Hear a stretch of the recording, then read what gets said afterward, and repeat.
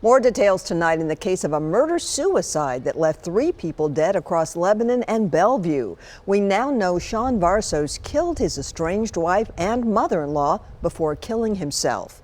Documents show he threatened to do this very thing, Carrie. News Channel 5's Levi Ismail takes us inside this investigation. There's a calm over this Stonebridge neighborhood that only just began to settle in.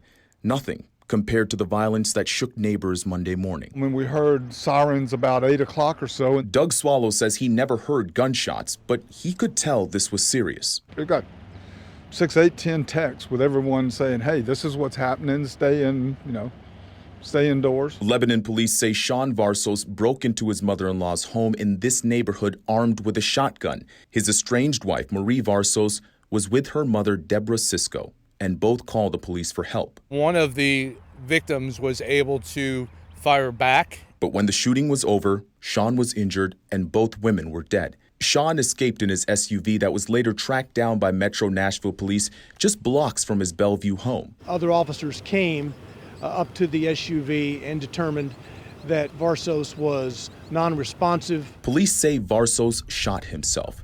This all happened in a matter of hours, but now we know there was a history of domestic violence. Sean was out on bond for an incident back in March, a week after Marie filed for divorce. Sean allegedly choked her when she went to pick up her belongings from their shared home. When she regained consciousness, she woke up to find Sean pointing a gun at her, saying he would kill her and her family before killing himself. It's obviously a domestic situation that escalated. On Facebook, Sean left a note saying this was justice for the mental abuse he endured in the relationship, saying in part, he went after the person who tried to kill him.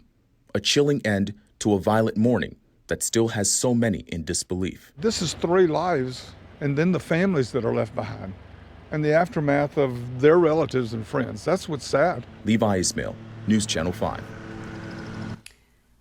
It's so very sad. We also learned that there was an order of protection hearing scheduled for late March that was delayed at Sean's request. It was rescheduled to take place next Monday.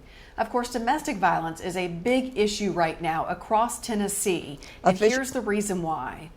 Officials worry many cases are underreported right now because of pandemic isolation. According to the TBI, last year, more than 69,000 cases of domestic violence were reported in Tennessee, along with 90 murders. Overall, those numbers are down from 2019, but the Bureau believes it's too soon to celebrate, given that so many people stayed home during the pandemic, thus limiting opportunities like school and work for abuse to be reported.